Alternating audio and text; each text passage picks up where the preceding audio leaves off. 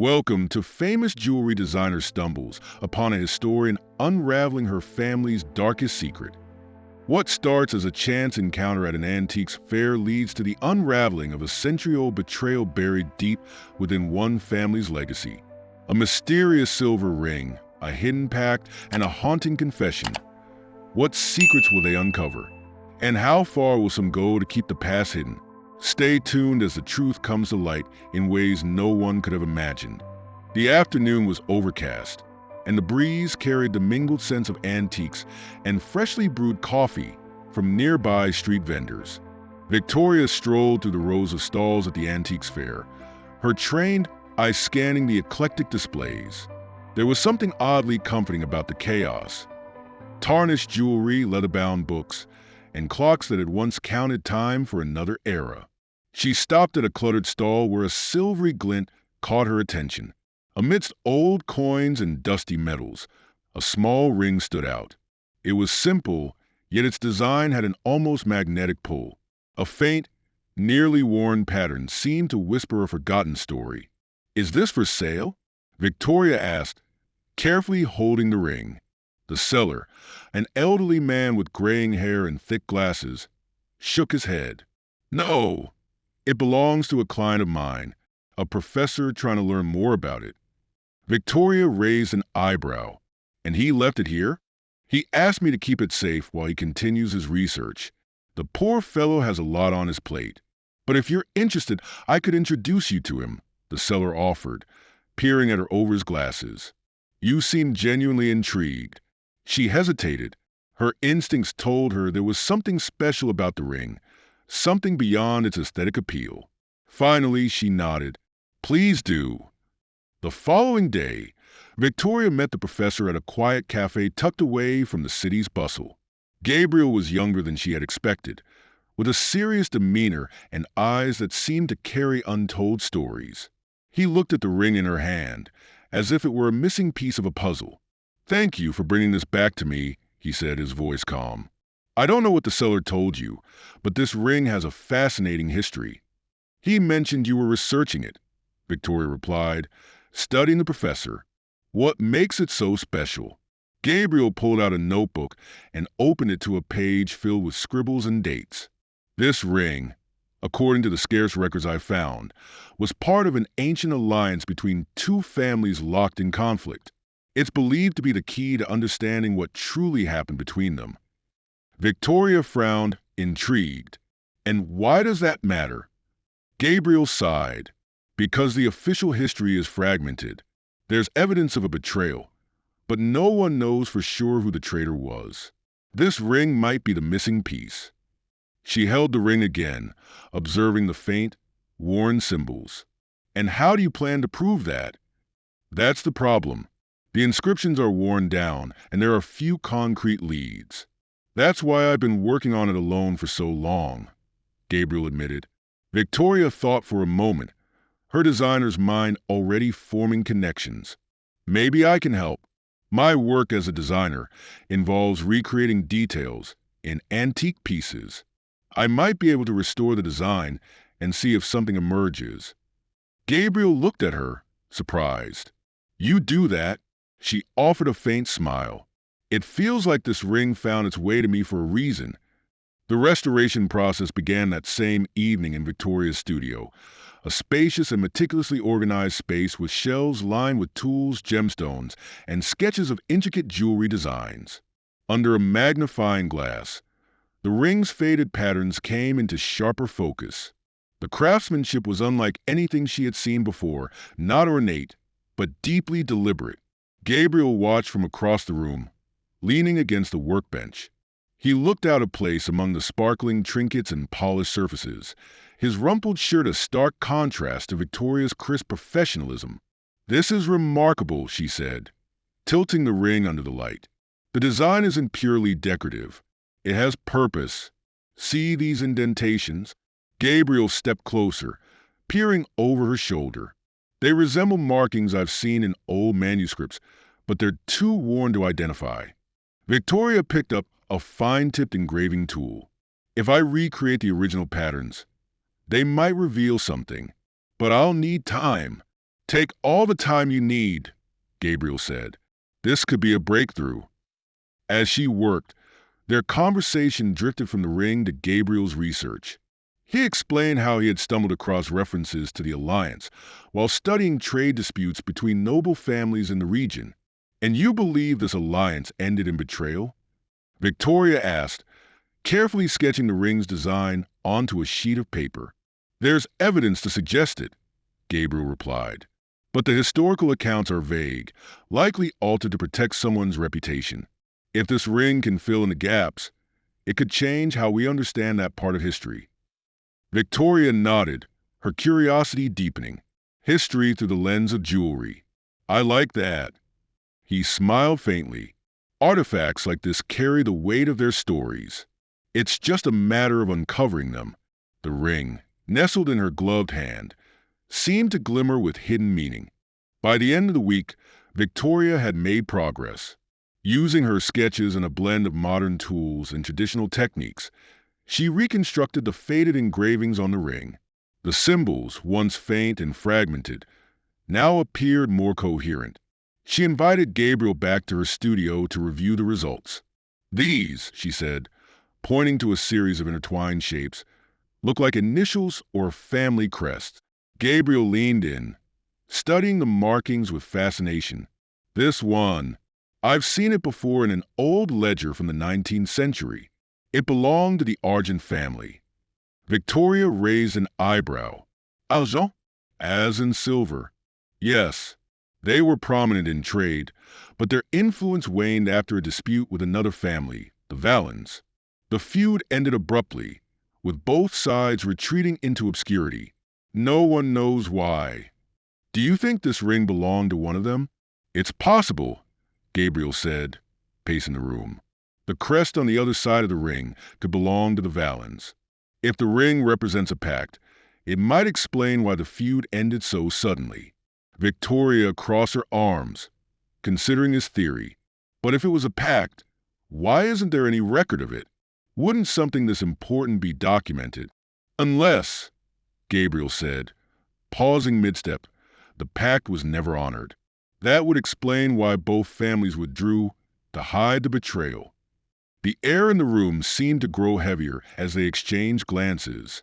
So, Victoria said, breaking the silence, we're looking at a symbol of broken trust, a promise shattered. Gabriel nodded, his voice solemn, and a secret buried for generations. They stood in quiet contemplation, the ring between them like a bridge to the past and the unknown. The next step was clear, uncovering the second crest on the ring. Gabriel suggested visiting the city archives, a labyrinth of documents tucked beneath a historic building downtown. The air in the archive was cool and musty, and the only sounds were the quiet rustle of papers and the faint hum of fluorescent lights. Gabriel led Victoria through rows of shelves lined with ancient tomes and yellowed maps. These records date back centuries, Gabriel explained as they approached a section marked noble families, trade records. If the second crest belongs to the Valens, we might find a match here. They worked side by side, sifting through books and ledgers. Gabriel's knowledge of historical symbols was impressive, and Victoria found herself admiring the focus he brought to the task. This could be it, he said suddenly, sliding a ledger across the table. He pointed to a symbol resembling the one Victoria had reconstructed on the ring, a crescent moon encircled by vines. It matches, Victoria said, her heart quickening. This must be the Valens crest. Gabriel's jaw tightened as he studied the ledger. According to this, the Valens made a deal with the Argents for exclusive rights to transport silver across the region. But something went wrong. There's a note here about shipments being delayed, tensions rising. Victoria leaned closer, her curiosity piqued. And then, Gabriel flipped the page. Nothing. The entry stopped abruptly, as if someone erased what happened next. Convenient, Victoria murmured. Or intentional, Gabriel said grimly. We're missing the key event, the betrayal. They exchanged a glance, both sensing that the deeper they delved into this mystery, the more unsettling it might become. As they left the archives, A light drizzle began to fall, the damp streets glistening under the city's streetlights. Victoria clutched her notebook, her thoughts swirling with the new discovery. "You said both families retreated into obscurity," she began, breaking the silence. "But the Argents must have recovered at some point. Their name is still well known today." Gabriel hesitated. "That's true. The Argents maintained their wealth, even after the feud. The Valens, on the other hand, they all but disappeared." Victoria frowned. "Do you think the betrayal had something to do with that?" "It's likely," Gabriel said, "but without more evidence, it's impossible to say who betrayed whom." Victoria stopped walking, her mind connecting dots she hadn't considered before. "Gabriel, my family is connected to the Argents. My great-grandmother was an Argent." Gabriel turned to face her, his expression unreadable. "You're saying your family might be involved in this?" "It's possible," Victoria admitted, her voice quiet. "I don't know the details, but it would explain why I felt so drawn to the ring." Gabriel studied her for a long moment. "If your family benefited from whatever happened back then, it could complicate things. Are you ready for that?" Victoria swallowed hard. "I'm not sure, but I want to find out the truth, no matter what." Gabriel nodded, his gaze softening. "Then we'll keep digging.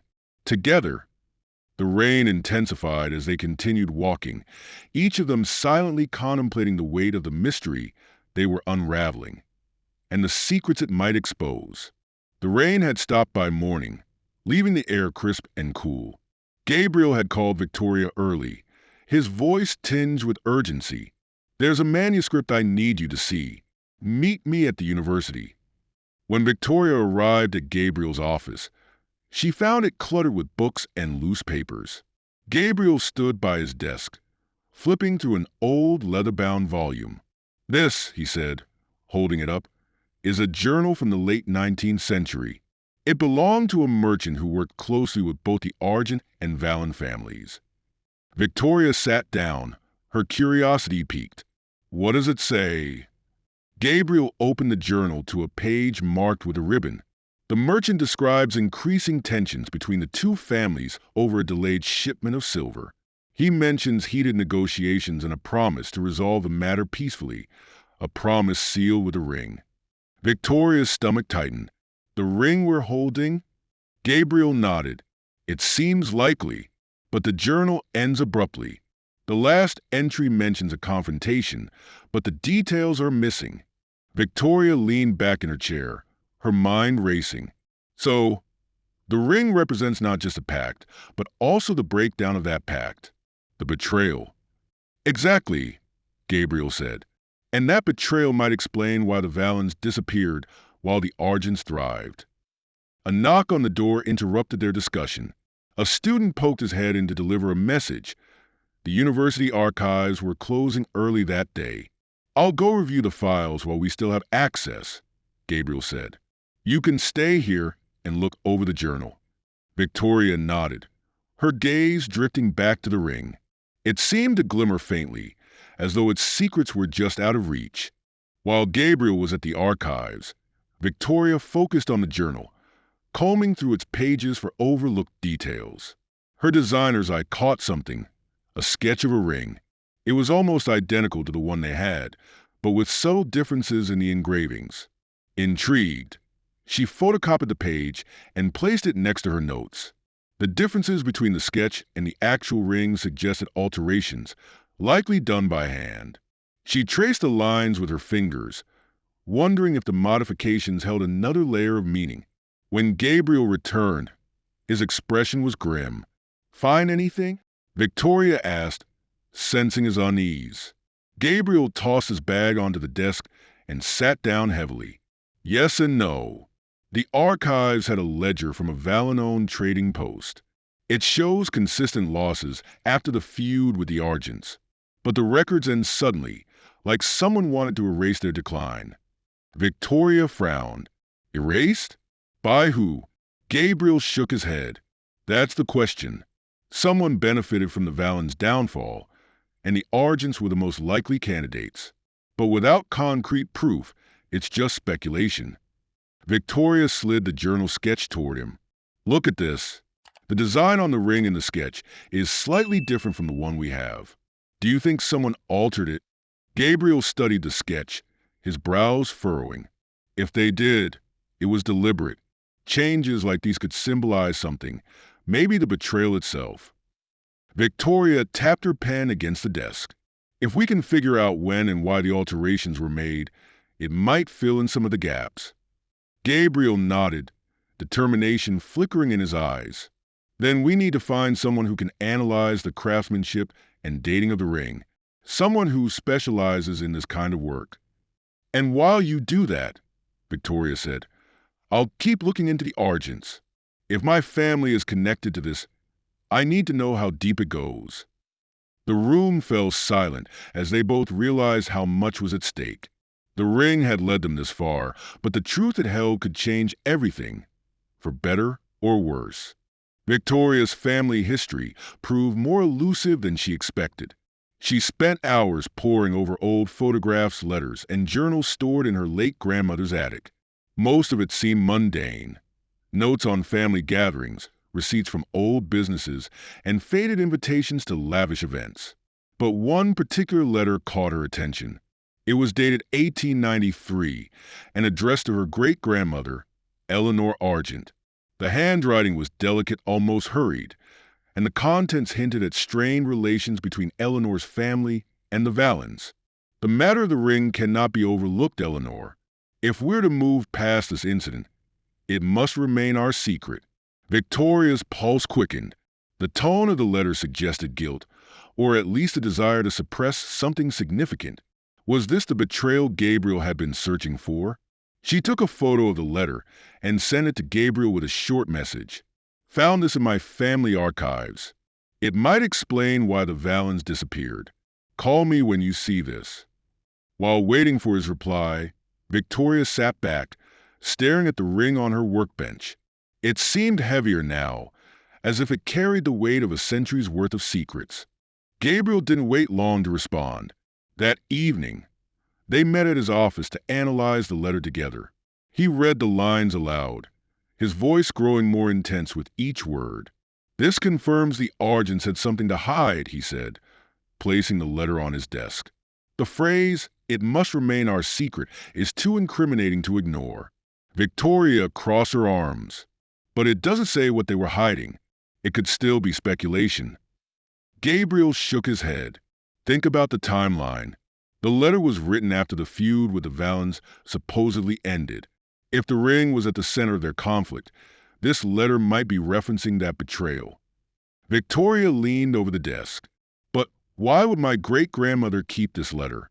If it was such a dangerous secret, why not destroy it? Gabriel considered this, his fingers drumming lightly on the desk. Maybe she wanted a record, something only she could access, a way to control the narrative if the truth ever surfaced. Victoria's phone buzzed, interrupting their thoughts. It was an email from a gemologist Gabriel had contacted earlier in the week. The analysis of the ring's engravings was complete. It's from the specialist, Victoria said, scanning the email. Her eyes widened. The engravings were altered around the time the letter was written. They're consistent with tools and techniques used in the late 19th century. Gabriel leaned closer. So, the alterations weren't accidental. They were deliberate, likely to cover something up. Victoria nodded, the pieces clicking into place. The Argents altered the ring to hide the original symbols. It's like rewriting history, but in metal instead of words. Gabriel's expression hardened. And now we have proof that someone didn't want the truth to survive. The question is, what are we going to do about it? They sat in silence for a moment, the weight of their discovery pressing down on them. The ring wasn't just an artifact. It was a confession forged in silver. Gabriel and Victoria decided their next step was to trace any surviving connections to the Vallens family. If the Argents had rewritten history, the Vallens might have left behind their own records, or at least traces of the truth. Using a mix of public records and Gabriel's university resources, they uncovered a lead. A remote estate once owned by the Vallens, now abandoned. Gabriel suggested they visit the site, hoping to find something that had been overlooked. The estate was a 2-hour drive from the city, surrounded by overgrown fields and dense forest. When they arrived, the air was heavy with the smell of damp earth and decay. The house itself was crumbling, its windows shattered and walls cloaked in ivy. Not exactly welcoming, Victoria murmured as they stepped out of the car. Gabriel chuckled nervously. History rarely is. Inside, the air was cool and stale. The remnants of the Valens' life were scattered across the house. Faded portraits, a broken piano, and books left to rot on sagging shelves. After an hour of searching, Gabriel called out from what appeared to be a study. "Victoria, over here." She hurried to find him holding a tattered ledger. The cover was embossed with the Valen family crest, the same one they had identified on the ring. "This might be it," Gabriel said, flipping through the pages carefully. "Look at this." Victoria leaned in. The entries detailed transactions, shipments of silver, and negotiations with various merchants, until the final page. The handwriting became erratic, the words fragmented. "They betrayed us. The pact is broken. We cannot recover. The ring." The rest of the page was smeared, the ink barely legible. Victoria's breath caught. "This is it. Proof the Argents betrayed them." Gabriel nodded, his expression grim. "But it's incomplete. We need more." Victoria glanced around the room, her eyes narrowing. If this is where they kept their records, there might be something else hidden here. Their search led them to a concealed compartment behind an old bookcase. Inside was a small wooden box, sealed with an intricate lock. Gabriel inspected it closely. "This lock is unusual. It's old, but it requires precision. Any chance you've worked with something like this before?" Victoria smirked. "Jewelry boxes often have hidden mechanisms. Let me try." With a steady hand, she examined the lock and used a thin tool from her bag to manipulate the mechanism. After a few tense moments, the box clicked open. Inside was a bundle of letters and a smaller, heavily tarnished ring. This second ring bore the Valens' crest exclusively, its design simpler but unmistakably tied to the first ring. Gabriel picked up one of the letters, his eyes scanning the faded ink. These letters were written to the Valens from various merchants. They confirmed the Argents undercut their contracts, effectively bankrupting them. Victoria held the second ring, her fingers brushing over the worn crest. And this ring, it must have been a counterpart to the pact, a symbol of the Valens' trust, which the Argents destroyed. Gabriel looked at her, his expression conflicted. "This changes everything. Your family didn't just betray the Valens, they erased them." Victoria's grip on the ring tightened. "If that's true, we need to make it right. We need to expose the truth." Gabriel hesitated. Exposing it could ruin the Argent legacy. "Are you prepared for that?" Victoria met his gaze, determination flickering in her eyes. "If my family built their fortune on a lie, then it's time the lie ends." The two stood in the ruined study, the weight of history pressing down on them. The truth was within their grasp, but the cost of revealing it was becoming clearer with every discovery. Returning to the city with the letters and the second ring, Gabriel and Victoria felt the weight of their discoveries. The evidence painted a damning picture. The Argents had orchestrated the Valens' downfall, and the rings were key symbols of both the pact and the betrayal. Back at Gabriel's office, they spread the documents across the desk. Gabriel carefully translated the faded letters, piecing together the narrative. "This confirms it," he said, pointing to one particularly detailed letter. "The Argents cut off the Valens from trade routes, then accused them of dishonesty. It forced them into financial ruin. The merchants they relied on turned against them." Victoria's stomach churned as she read the letter for herself. Her great-grandmother's name appeared several times, suggesting Eleanor played a more active role in the events than Victoria had realized. "What I don't understand," Victoria said, tracing the edge of the second ring, "is why my family didn't just destroy both rings. Why alter one and leave the other hidden?" Gabriel leaned back in his chair, frowning. It could have been an insurance policy. If the Valens ever tried to expose the betrayal, the altered ring might cast doubt on their claims. Or maybe Eleanor couldn't bear to destroy the symbol entirely.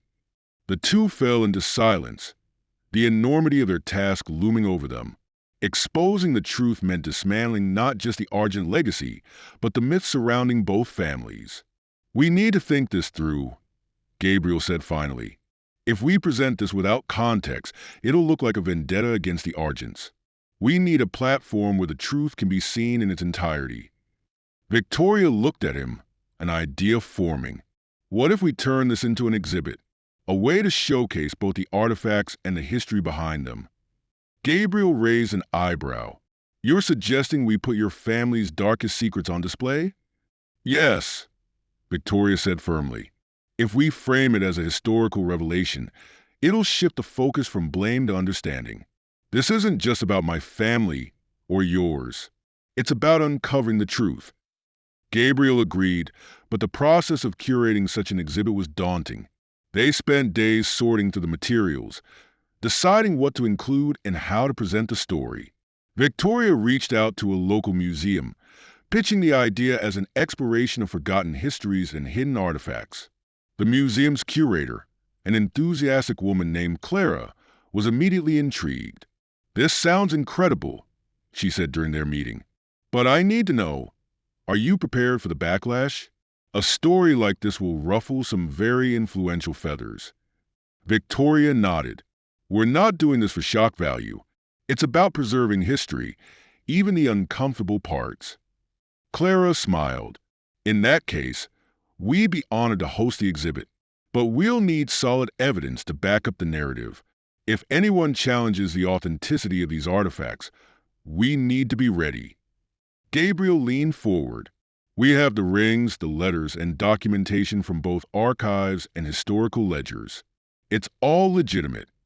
Clara glanced at the items they brought, her gaze lingering on the two rings. "And what do these represent?" Victoria hesitated, then said, "They're the heart of the story. One symbolizes trust, the other betrayal." Clara nodded thoughtfully. "Then they'll need to be the centerpiece." As the meeting concluded, Victoria felt a mixture of relief and dread. The exhibit was becoming a reality, but the closer they got to the truth, the more vulnerable she felt. Her family's reputation would take a hit, and she wasn't sure how they would react. Back at her studio that evening, Victoria stared at the altered ring, its tarnished surface catching the dim light. It had survived for over a century, its secrets intact. But now, those secrets were coming to light. And with them, consequences she could no longer ignore. Word of the exhibit spread quickly, and with it came mounting tension for Victoria. Her family had always prided themselves on their legacy, a symbol of success and resilience. The truth behind that legacy, however, was poised to shatter their carefully crafted image. Victoria's mother, Evelyn, was the first to confront her, over tea in the sprawling Argent estate. Evelyn's tone was sharp, though she tried to maintain composure. "I don't understand why you're doing this, Victoria," she said, setting her teacup down with a clink. "Our family built its reputation on hard work and integrity. Why dredge up something that could tarnish all of that?" "Because it's the truth," Victoria replied evenly. "We can't keep pretending the past doesn't exist." Evelyn's eyes narrowed. "And what will this accomplish? Ruining the Argent name? Shaming your ancestors?" "It's not about shame," Victoria said, her voice rising. "It's about accountability. The Valens were destroyed and our family benefited from it. Don't you think they deserve their story to be told?" Evelyn was silent for a long moment, then sighed. "You're too much like your great-grandmother. She was stubborn, too, convinced she was always doing the right thing." "That stubbornness is why we're here," Victoria said softly.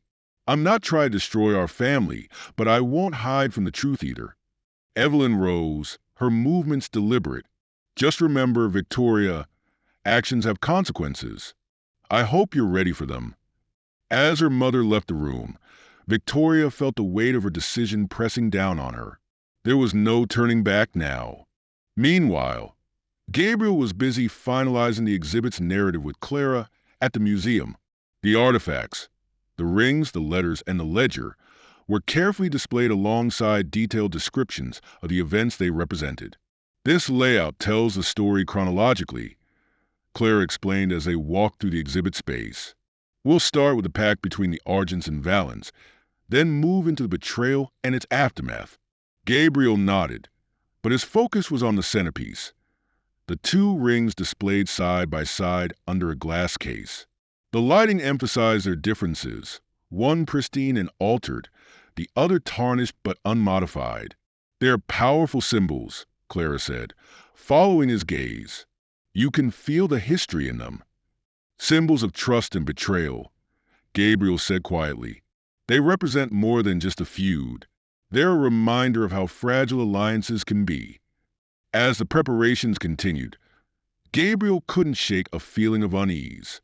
The exhibit was drawing attention, and not all of it was positive.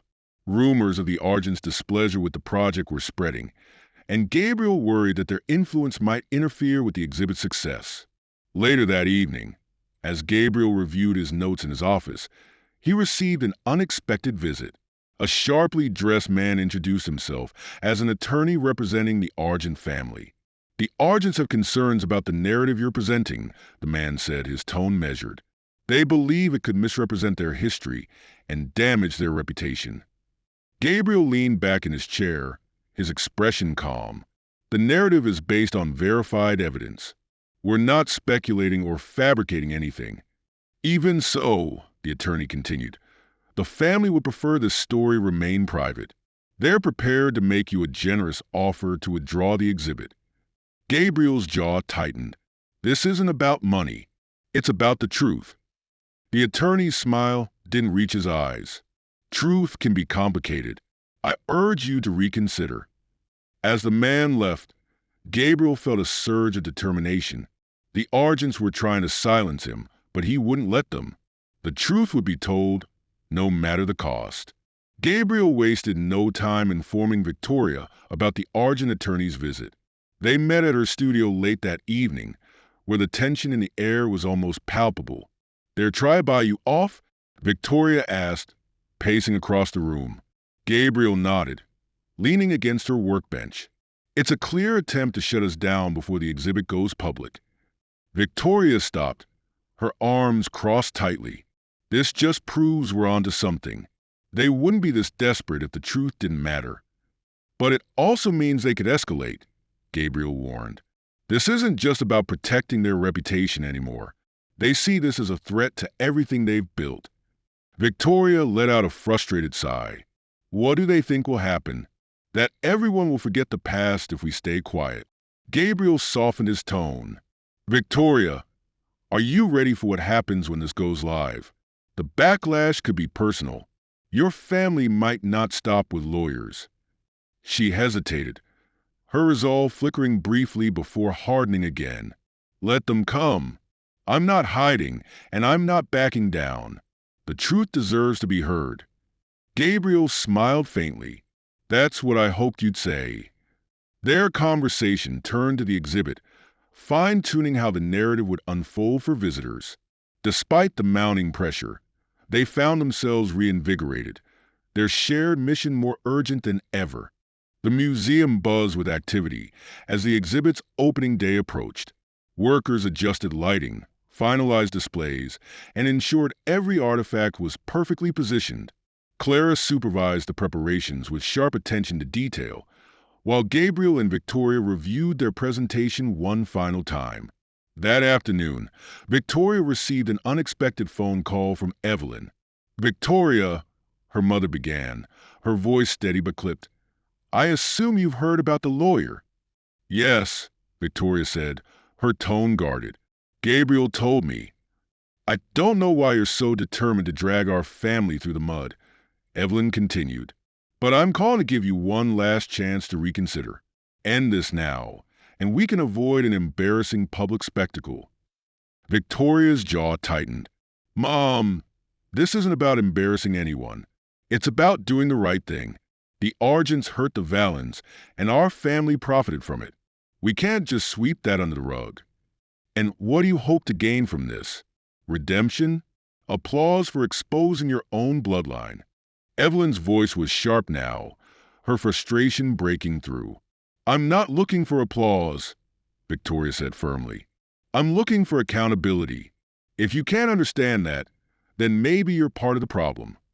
There was a long silence on the other end of the line before Evelyn spoke again, her tone icy. Do what you must, Victoria, but don't expect any support from this family when it all falls apart. The line went dead. Victoria lowered the phone, her hands trembling slightly. When she told Gabriel about the call later that evening, he frowned. They're feeling the pressure. That means we're doing something right. Victoria tried to smile, but the weight of her family's disapproval lingered. I just hope it's worth it. Gabriel placed a reassuring hand on her shoulder. It will be. The truth always is. The exhibit's opening day arrived with a sense of both anticipation and unease. The museum was alive with activity as visitors streamed in, their voices blending into a hum of curiosity. Clara had arranged for a formal unveiling of the centerpiece display, the two rings and the letters that told the story of betrayal and loss. Victoria and Gabriel stood near the exhibit's entrance, observing the reactions of the crowd. There were gasps as people read the narrative plaques, murmurs of disbelief as they examined the artifacts. It's working, Gabriel whispered, his eyes scanning the room. Victoria nodded, though her heart was racing. She felt exposed, knowing that her family's legacy was now under public scrutiny. She spotted a few familiar faces in the crowd, distant relatives, business associates of her parents, their expressions a mix of confusion and judgment. At the centerpiece, a man in a tailored suit stood motionless, his gaze fixed on the rings. Victoria recognized him immediately. Her Uncle Richard, a powerful figure in the Argent family business. When their eyes met, Richard approached with deliberate steps. "Victoria," he said, his voice low but firm. "I knew you were stubborn, but I didn't think you'd stoop to this." "This isn't about stooping, Uncle Richard," she replied, meeting his glare. "It's about telling the truth." "The truth?" Richard's laugh was bitter. "You've turned our family into a spectacle. Do you think anyone cares about some ancient feud? They'll see this as a publicity stunt, a betrayal of your own blood." "It's not a stunt," Gabriel interjected, stepping forward. "The evidence is clear, and the story needs to be told." Richard's gaze shifted to Gabriel, his eyes narrowing. "And who are you to interfere with matters you don't understand?" Gabriel held his ground. "I'm someone who believes history deserves honesty, no matter how uncomfortable it might be." Richard's face darkened, but before he could respond, Clara appeared at their side. "Excuse me," she said with a practiced smile, "but we're about to begin the formal presentation. If you'd like to stay, you're welcome to." Richard hesitated, then stepped back. "This isn't over, Victoria," he said before disappearing into the crowd. Gabriel placed a hand on her arm. "You okay?" Victoria exhaled slowly. "I will be. Let's focus on the exhibit." The presentation began with Clara addressing the audience from a small podium near the centerpiece. Her voice carried across the room, capturing the attention of the crowd. "This exhibit represents more than just artifacts," Clara said. "It's a story of trust, betrayal, and the enduring impact of history. These rings are symbols of a pact that shaped two families' legacies, one that ended in tragedy." She gestured to the rings beneath the glass case. The lighting cast dramatic shadows, emphasizing their contrasting states. One polished and altered, the other tarnished and untouched. Gabriel took the podium next, explaining the historical context of the feud between the Argents and the Valens. He spoke passionately, his words painting a vivid picture of the alliances, tensions, and eventual betrayal that led to the Valens' downfall. The audience was captivated, but Victoria noticed a few skeptical faces, including Richard's. When it was her turn to speak, she hesitated for a brief moment before stepping forward. "I'm Victoria Argent," she began, her voice steady despite the lump in her throat. "And for years, I believe my family's legacy was one of honor and success. But what I've learned through this journey has forced me to confront a painful truth. She gestured to the rings. These artifacts reveal a story that was hidden for generations, a story of betrayal that allowed one family to rise while another was destroyed. My great-grandmother was part of that betrayal, and as her descendant, I feel it's my responsibility to acknowledge what happened and ensure it's never forgotten. There was a ripple of murmurs through the crowd. Some faces softened with understanding, while others remained skeptical. Victoria took a deep breath. History isn't always easy to confront, but if we want to move forward, we have to be honest about the past. When she stepped down, Gabriel gave her an encouraging nod. The applause that followed wasn't thunderous, but it was sincere. As the event wound down, Victoria felt a flicker of hope. The truth was out there now, and no amount of backlash could take it back. The evening after the exhibit's opening was quieter than Victoria expected. She returned to her studio, emotionally drained but feeling a strange sense of accomplishment. Gabriel joined her shortly after, bringing takeout and a bottle of wine. "You did well today," he said, placing the food on the table. "You stood your ground." Victoria gave a faint smile. "It didn't feel like it. Half the room looked ready to tear me apart." "That's because the truth makes people uncomfortable," Gabriel replied. "But you didn't back down, and that matters." They sat together, eating in companionable silence. The tension of the day slowly ebbed away, replaced by a quiet resolve. Gabriel was reviewing notes for a follow-up lecture he'd been invited to give about the exhibit when Victoria's phone buzzed. The message was from an unknown number. "You've made a mistake. Stop this before it goes too far." Victoria's stomach tightened as she handed the phone to Gabriel. "Another threat," she said. Gabriel frowned, his jaw tightening. "This is getting serious. We need to be careful." "Careful won't stop them," Victoria said, her voice firm. "They're trying to intimidate us, but we've already come this far. I'm not stopping now." Gabriel nodded, though his concern was clear. "We'll keep going, but we'll also be smart about this." That night, Victoria double-checked the locks on her studio door. As she lay awake in bed, staring at the ceiling, the message replayed in her mind. She wasn't afraid of uncovering the truth, but she was beginning to understand how far some people would go to keep it buried.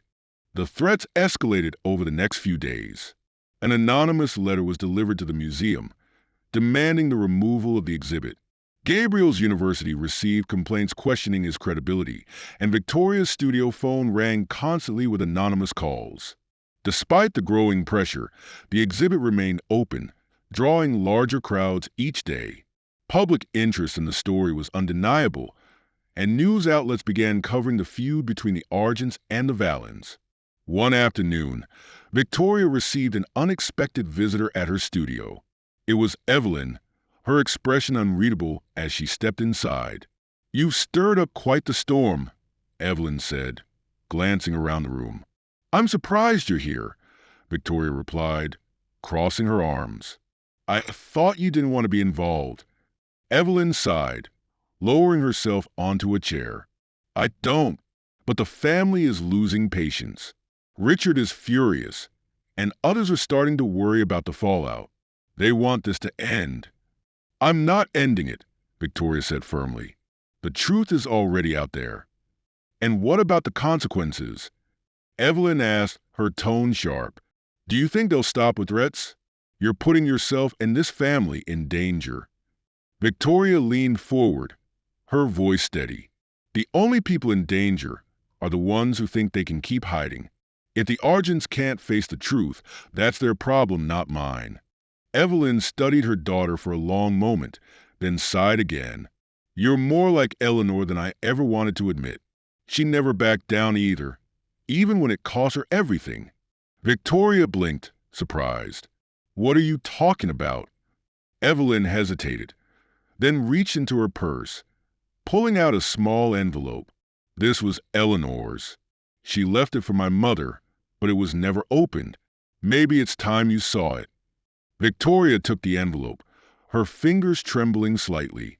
She waited until Evelyn left before opening it. Inside was a letter, written in Eleanor's elegant handwriting.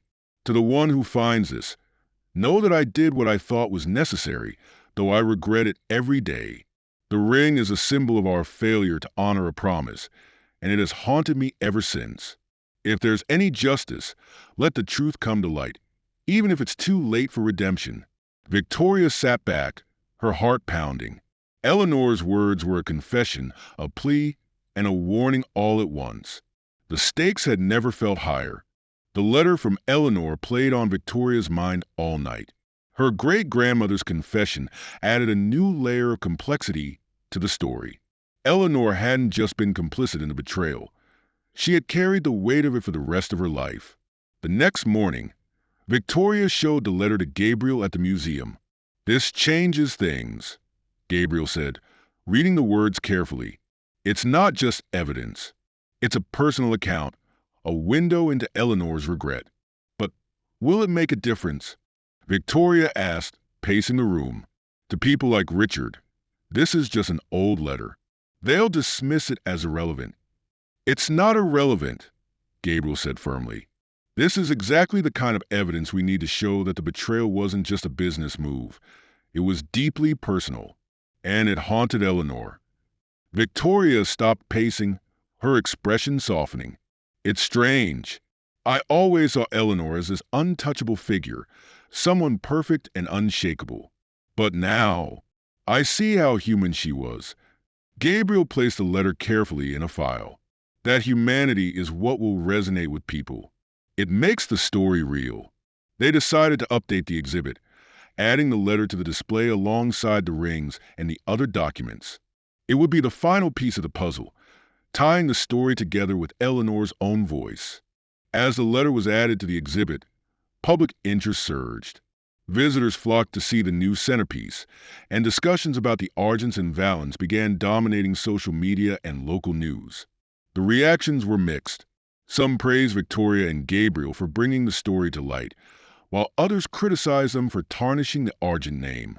One evening, as Victoria was leaving the museum, she noticed a man loitering near her car. His face was obscured by a baseball cap, and his posture was tense. "Can I help you?" Victoria called out, her keys clenched tightly in her hand. The man turned, revealing himself as Richard. "We need to talk," he said, his voice calm but edged with warning. Victoria hesitated, then approached cautiously. "What do you want, Richard?" "I want you to understand what you're doing," he said. "You think you're exposing the truth, but all you're doing is destroying our family's legacy. Is that what you want?" "Our legacy was built on lies," Victoria replied. "If it can't survive the truth, then maybe it doesn't deserve to." Richard stepped closer, his expression darkening. "You're playing a dangerous game. Do you really think this exhibit will change anything? People will forget it in a month, but the damage to our family will last forever." "I'm not doing this to hurt anyone," Victoria said, her voice steady. "I'm doing it because it's the right thing to do." Richard stared at her for a long moment, then shook his head. "You're making a mistake. Don't say I didn't warn you." As he walked away, Victoria felt a shiver run down her spine. The conversation had left her shaken, but it also reinforced her resolve. No matter the threats, she wouldn't back down. The morning after her encounter with Richard, Victoria received a call from Clara at the museum. "Victoria," Clara began, her voice tinged with urgency. "We've had a break-in." Victoria's heart sank. "What? Is everything okay? What was taken?" "I think you should come here," Clara said. "It's easier to explain in person." Victoria arrived at the museum within the hour, finding Gabriel and Clara already inspecting the damage. The centerpiece display, which held the 2 rings and Eleanor's letter, had been smashed. "The rings are gone," Clara said, her face pale. "And so is the letter." Victoria stared at the empty case, her stomach twisting. "This wasn't random," she said, her voice shaking. "Someone wanted to erase the story." Gabriel nodded grimly. "It's too much of a coincidence, especially after the threats you've been getting." "They're trying to silence us," Victoria said, her hands clenching into fists. "But this won't stop me. We still have the photographs, the copies of the letters, and the documentation. They can't destroy everything." Klarsight. That's true, but the originals gave the story weight. Without them, people might question the legitimacy of the evidence. Gabriel placed a hand on Victoria's shoulder. "We'll rebuild the display. We'll make it stronger. They may have taken the artifacts, but they haven't taken the truth." Victoria nodded, her resolve hardening. "Then let's make sure they never forget it." Despite the break-in, Victoria and Gabriel refused to back down.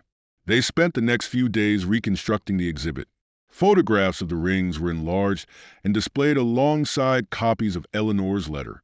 The narrative plaques were updated to include the theft, framing it as a continuation of the attempt to suppress the truth.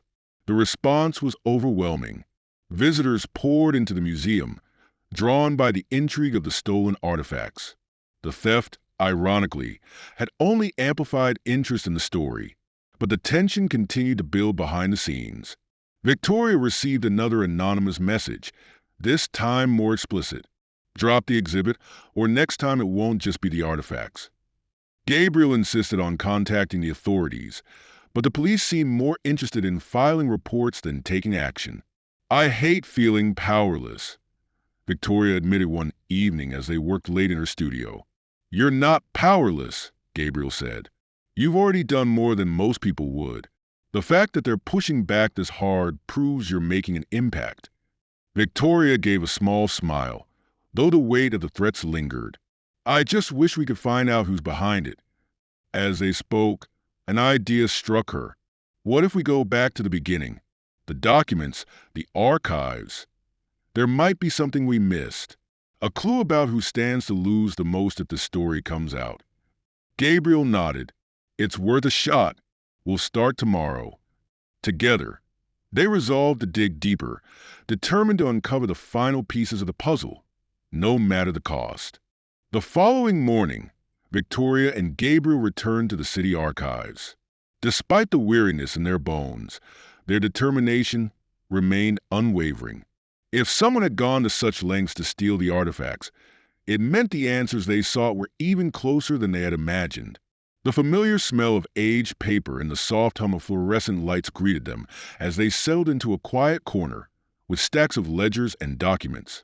"We need to focus on the transition period," Gabriel said, flipping through a ledger. "The years after the Valens fell and the Argents rose. There has to be something that ties it all together."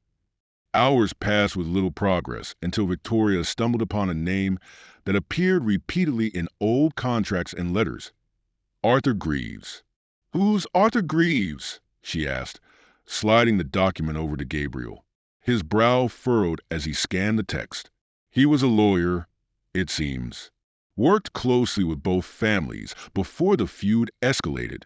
After the Valens collapse, he became a key figure in managing the Argent's contracts. Victoria tapped the paper thoughtfully. If he handled the transition, he might have been involved in covering things up. Gabriel nodded. "We need to find out more about him. He could be the missing link." They cross-referenced his name with other documents, finding mentions of his role in negotiating trade deals, overseeing legal disputes, and even holding the original deed to the Valen estate. Arthur Greaves wasn't just a lawyer, Gabriel said. He was a fixer. He tied up loose ends for the Argents after the betrayal. "And someone in my family probably knows exactly what he did," Victoria said grimly. "They've been trying to keep his work buried." Their search led them to an unexpected discovery, a personal journal belonging to Arthur Greaves, preserved in the archives. The journal's entries were meticulous, detailing his involvement with both families. Victoria and Gabriel took turns reading the passages aloud. The Valens were desperate, but their pleas fell on deaf ears. Eleanor insisted that the pact was no longer valid. She saw the opportunity to secure her family's future and acted decisively. Victoria winced at the words, the weight of Eleanor's choices pressing down on her. Another entry revealed more. The ring remains a contentious point. Eleanor believes its alterations will erase the Valens claim, but I have my doubts. Symbols carry weight beyond their physical form. Gabriel looked up from the journal. Arthur didn't fully agree with Eleanor's methods. He went along with it, but he understood the gravity of what they were doing. Maybe that's why he kept this journal, Victoria said. A way to preserve the truth, even if he couldn't act on it. The final entries grew more cryptic. Arthur mentioned receiving threats and feeling the need to protect himself. If anything happens to me, the truth lies in the second ring. Victoria's heart skipped a beat. The second ring, the one they stole. He must have hidden something in it. Gabriel's mind raced. If that's true, whoever took the ring knows exactly what they're looking for, and they might not stop until they find it. Victoria set the journal down, her resolve solidifying. Then we need to find it first. Victoria and Gabriel worked through the night, piecing together clues from Arthur Greaves's journal. The mention of the second ring containing the truth left them with more questions than answers. What could he mean by "the truth lies in the second ring"? Victoria asked, running a hand through her hair. Gabriel tapped the journal thoughtfully. It could be a physical clue, like an engraving or a compartment, or maybe something symbolic, tied to its design. Victoria leaned back, her eyes narrowing. But if someone stole it, they might already be trying to find out what it holds. We need to figure it out before they do. Gabriel nodded. We should start with the jeweler who analyzed the first ring. If anyone can help us understand the second ring's potential secrets, it's her. The next day, they met with the jeweler, a meticulous woman named Nadia, in her small but well-equipped workshop. Gabriel explained the situation, showing her detailed photos of the second ring they had taken before it was stolen. This is a fascinating piece, Nadia said, examining the photos under a magnifying lens. The craftsmanship is exquisite, but the design is unusual. These indentations here, she pointed to a series of tiny markings, could indicate a hidden mechanism. Victoria leaned closer. You mean the ring might open or reveal something? Possibly, Nadia said. It's not uncommon for rings from this era to have hidden compartments for messages or small objects. If the second ring was made to complement the first, it could hold something crucial. Gabriel frowned. But how do we find out if we don't have the ring? Nadia set the photo down, her expression serious. You'll need to act quickly. Whoever stole it likely knows what they're looking for. If they figure out how to open it, they could destroy whatever's inside. Victoria felt a chill run down her spine. Then we need to find the ring fast. As they left Nadia's workshop, Gabriel's phone buzzed. It was Clara from the museum. You need to get here, Clara said, her voice shaky. Someone left a package for you.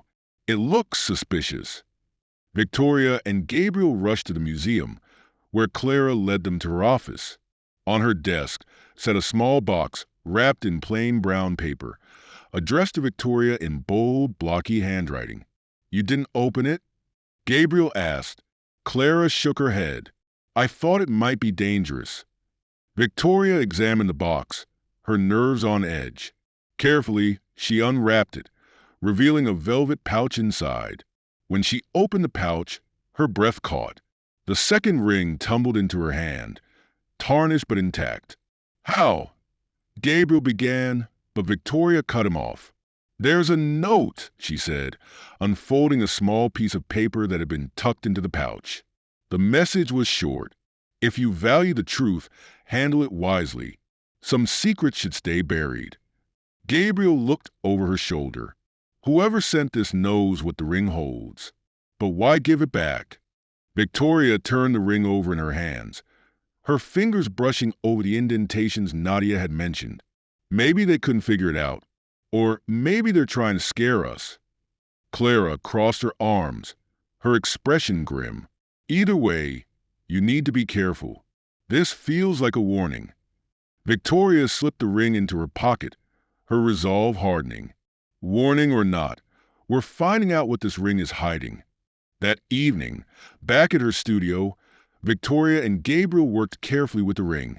Using tools Nadia had recommended, they explored the tiny indentations, searching for a mechanism. After hours of trial and error, Victoria felt a faint click. The top of the ring shifted, revealing a small compartment. Inside was a tightly folded piece of paper. Gabriel carefully unfolded it, his hands trembling slightly. The paper was yellow with age but legible. It was a deed, transferring ownership of the Vallon estate to Eleanor Argent, dated 2 months after the alleged betrayal. "This proves it," Gabriel said, his voice low. "The Argents didn't just ruin the Vallons. They took everything from them." Victoria stared at the paper, a mixture of anger and sadness washing over her. "It's worse than I thought. They didn't just betray the Vallons, they erased them." Gabriel placed the deed on the table, his expression resolute. "This has to be part of the exhibit. The world needs to see this." Victoria nodded, though her hands trembled, "and the Argents will do anything to stop it." The discovery of the deed changed everything. It was the final, irrefutable piece of evidence tying the Argents to the Vallon's downfall. Gabriel and Victoria worked late into the night, drafting an updated narrative for the exhibit that included the deed and the hidden compartment in the ring. "This is the kind of detail people won't be able to ignore," Gabriel said, placing the ring and the deed into a secure case. "It shows deliberate intent, not just an accidental betrayal." Victoria nodded, though unease lingered in her chest. "And it also makes us an even bigger target." Gabriel paused, his brow furrowed. "We'll take precautions. Clara's already stepped up security at the museum, but we can't let fear stop us now." Victoria agreed, though a shadow of doubt remained. The Argents had already shown they were willing to escalate, first with threats, then with theft. What would they do next? The next morning, Victoria met with Clara to discuss the updated display. Clara was supportive, but her concern was evident. "This new information is powerful," Clara said, "but it's also volatile. You need to be prepared for more backlash." "We are," Victoria replied, her voice steady. "But we won't let them silence this story." As word of the updated exhibit spread, the backlash from the Argent family intensified. Victoria's phone rang incessantly with calls from distant relatives and associates, many of them angry, some pleading with her to reconsider. One afternoon, Richard showed up unannounced at Victoria's studio. His presence was a storm waiting to happen, and Victoria braced herself as he stepped inside. "You've gone too far," Richard said without preamble, his voice low and tense. "That deed should have stayed buried." "Why?" Victoria countered, folding her arms. "Because it proves what the Argents did to the Vallons. Because it exposes the truth." Richard's eyes flashed with anger. "Because it will destroy this family. Do you even understand the consequences of what you're doing? The Argent's name is tied to businesses, charities, and institutions. You'll tear it all down. If the foundation is built on lies, maybe it deserves to fall," Victoria said, her voice unwavering. Richard stepped closer, his tone sharp. "You think this is noble? You're just a child playing with fire. When this blows up in your face, don't come crying to me." He turned to leave but stopped at the door. "You're making enemies, Victoria. Dangerous ones. Be careful you don't get burned." As the door slammed behind him, Victoria stood frozen, her heart pounding. She knew Richard's words were meant to intimidate her, but they only strengthened her resolve. When Gabriel arrived later that evening, she recounted the confrontation. "He's desperate," Gabriel said. "He knows they can't refute the evidence, so they're resorting to threats."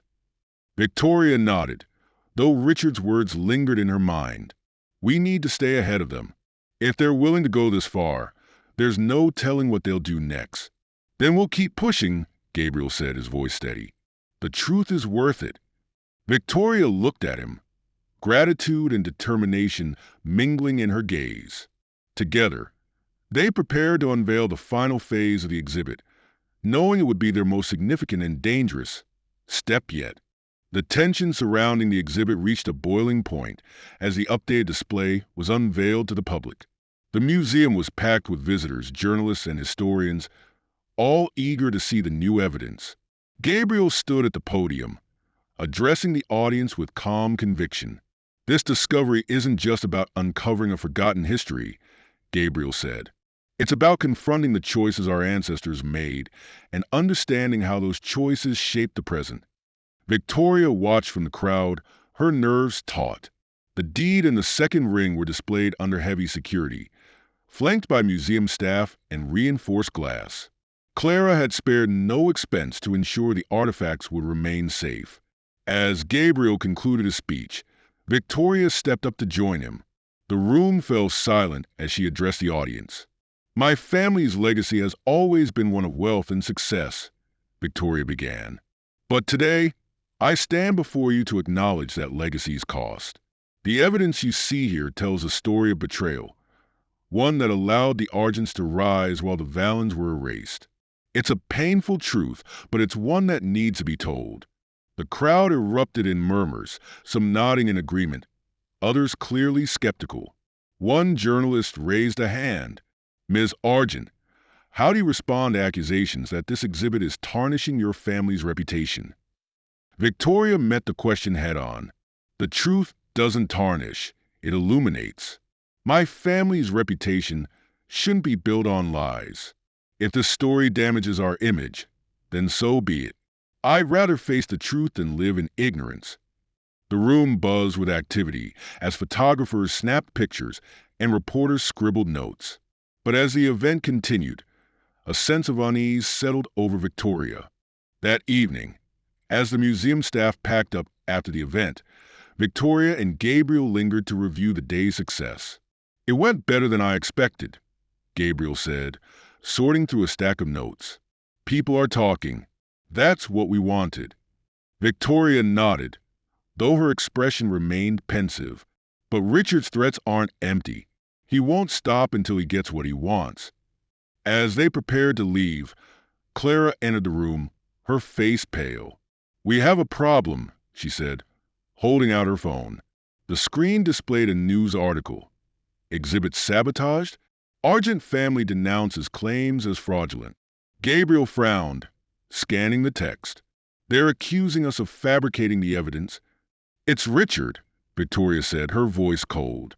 "He's trying to discredit everything." The article claimed the artifacts were forgeries, planted to tarnish the Argent name. An unnamed source had alleged that the rings and documents were modern recreations, designed to create controversy. "This is dangerous," Clara said. "If people believe this, it could undermine everything we've worked for." Gabriel placed a hand on Victoria's shoulder. "We have the original records and analysis. We can prove the authenticity." Victoria nodded, her mind racing. "Then we need to act fast. If Richard wants a fight, we'll give him one. The truth is on our side." As the three of them strategized their next move, Victoria felt a mix of fear and determination. The battle for the truth had become a public war, and there was no turning back now. The fallout from the article, accusing the exhibit of fraud, rippled through the city.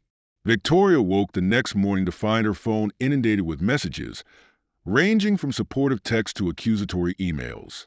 The museum's social media pages were flooded with comments, some praising their courage, others calling for the exhibit's removal.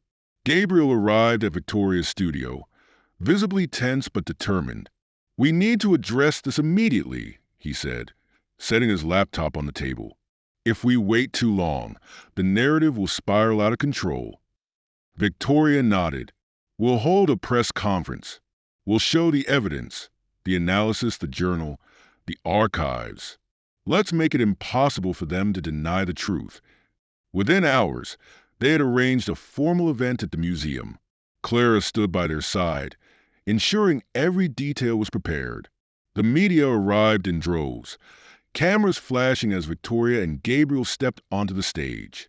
Gabriel began, his voice steady despite the weight of the accusations. "The artifacts in this exhibit have been authenticated by independent experts. The accusations of forgery are baseless and an attempt to discredit our work." He handed the microphone to Victoria, who held up a binder filled with documentation. "This contains detailed records of the artifact's provenance," she said. The rings, the letters, the deed, all of it has been verified by historians, jewelers, and archivists. If anyone wishes to challenge that, we welcome them to review the evidence themselves. A reporter raised a hand. Ms. Argent, do you believe these accusations are coming from within your own family? Victoria's jaw tightened, but she remained composed. I can't speak to the motives behind these claims, but I can tell you this. The truth has nothing to hide. As the press conference concluded, the audience seemed divided. Some were satisfied with the evidence presented, while others remained skeptical. Victoria and Gabriel knew the battle was far from over, but they had planted seeds of doubt in the minds of their detractors. That night, Victoria returned to her studio, physically and emotionally drained. The pressure of the last few weeks had taken its toll, and the weight of her family's resistance was heavier than ever. As she sat at her workbench, staring at the replica of the second ring she had crafted for the exhibit, her phone buzzed with a message from an unknown number. "Careful, Victoria. You're playing a dangerous game." She stared at the words, her chest tightening. The threats were becoming more direct, and she couldn't shake the feeling that Richard was behind them. Minutes later, there was a knock at her door. She hesitated, her heart racing, but then Gabriel's voice called out, "It's me." Relieved, she opened the door to find him holding a folder. "What's this?" she asked. Gabriel stepped inside and placed a folder on the table. "I went back through Arthur Greaves's journal. There's something we overlooked." Victoria opened the folder to find a series of entries detailing a private meeting between Eleanor Argent and Arthur shortly before the Valens collapse. Eleanor insisted that the ring's modifications would silence their claims, but I warned her it might not be enough. She seemed conflicted. It's as though she knew the cost of her actions, but was unwilling to turn back. Victoria frowned, rereading the passage. She regretted it, even then. Gabriel nodded. This journal doesn't just tell the story of betrayal. It shows that Eleanor was torn between protecting her family and doing the right thing. If we include this in the exhibit, it could change how people view her and the Argents. Victoria's gaze softened. Maybe that's what she wanted, for someone to understand the choices she made, even if they were wrong. Gabriel placed a hand on her shoulder. This isn't just a story of betrayal anymore. It's a story of humanity, mistakes, and redemption. Victoria took a deep breath, her determination renewed. Then we'll tell it. All of it.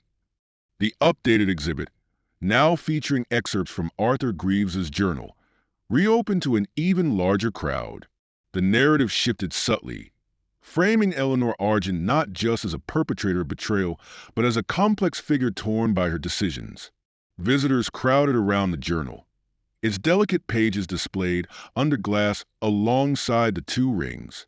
A new plaque highlighted Eleanor's regrets, quoting Greaves's account of her internal conflict. "It's working," Clara whispered to Gabriel as they observed the crowd. "People are starting to see the humanity in the story." Victoria stood nearby, her arms crossed as she listened to the murmurs of the audience. Some voices expressed sympathy for Eleanor. Others condemned her actions outright. But the truth was undeniable, and the exhibit's impact was deepening. Then, amid the crowd, Victoria spotted Richard. His expression was hard to read, but his presence alone unsettled her. He lingered near the journal display, his gaze fixed on the plaque detailing Eleanor's regret. After a moment, he approached her. "You think this redeems her?" Richard asked, his tone sharp but quieter than before. "It's not about redemption," Victoria replied. "It's about understanding her choices and the consequences they had." Richard shook his head. "You're tearing this family apart. Is that what you want?" Victoria met his gaze evenly. "I'm trying to make us honest. If that tears us apart, maybe we deserve it." Richard's jaw tightened, but he said nothing more. He turned and walked out of the museum, leaving Victoria with a strange mix of relief and sadness. That night, Victoria's studio was eerily quiet as she and Gabriel reviewed their next steps. The exhibit was a success, but the pressure from her family and the anonymous threats hadn't abated. What happens after this? Victoria asked, leaning back in her chair. Gabriel set down his notes, his expression thoughtful. Ideally, the exhibit inspires more people to question what they've been told about history, to dig deeper, even when it's uncomfortable. And for me, Victoria asked softly. Gabriel hesitated. You've already done so much, Victoria. You faced the truth and shared it with the world.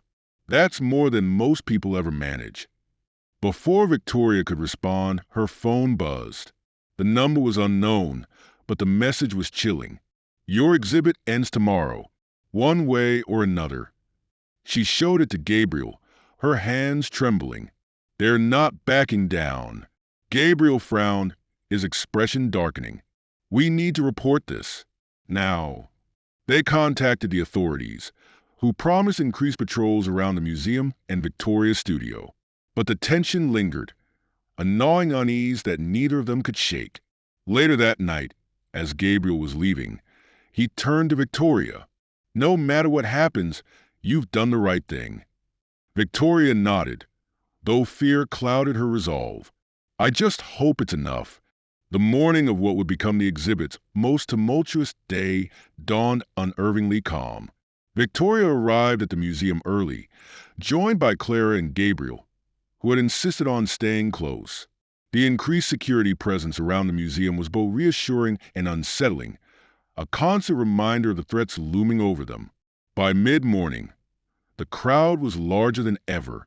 Word of the exhibit's revelations and the controversy surrounding it had spread widely. Journalists, bloggers, and academics filled the museum halls, snapping photos and recording reactions. Victoria was mid-conversation with a reporter when a loud commotion erupted near the centerpiece display. A man in a baseball cap and dark jacket was arguing with a security guard. "You can't keep the truth hidden," the man shouted, his voice echoing through the room. The security guard moved to escort him out, but the man threw something toward the display case. It hit the glass with a dull thud, leaving a smear but no damage. The room went silent as everyone froze, tension hanging thick in the air. Gabriel rushed to Victoria's side, his hand on her arm. "Are you okay?" She nodded, her heart pounding. "I'm fine, but this is escalating." The man was quickly removed, and the museum staff worked to restore order. Clara approached them, her face pale. "That wasn't random," she said quietly. "Whoever he was, he came here to make a scene." Victoria exhaled, trying to steady herself. "They're trying to scare us, but we can't let them win." That evening, after the museum had closed, Victoria, Gabriel, and Clara met in Clara's office to discuss what had happened. The day had been a success in terms of public engagement, but the tension was undeniable. "This can't go on indefinitely," Clara said. "The exhibit's importance is clear, but so is the danger it's attracting." Gabriel leaned forward. "We've already achieved more than we ever expected. The truth is out there now. Even if the exhibit were to close tomorrow, people won't forget." Victoria was quiet, her gaze fixed on the second ring, now safely locked in Clara's office. "This isn't just about the exhibit," she said. "It's about making peace with the past, for the Valens, for the Argents, and for myself." She turned to Clara. "We'll leave the decision up to you. If you think the museum can't handle the risks, we'll support whatever you choose." Clara nodded, her expression thoughtful. "I'll take it to the board, but for now, the exhibit stays open." Later, as Victoria and Gabriel walked out into the cool night air, a sense of finality settled over them. "We did what we set out to do," Gabriel said. "No one can erase the truth now." Victoria looked up at the stars, a small smile forming. "No, they can't.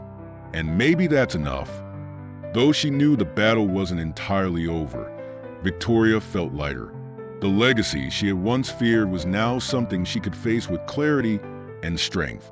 As she and Gabriel parted ways for the evening, she carried with her a sense of quiet triumph and the knowledge that the truth had finally been set free.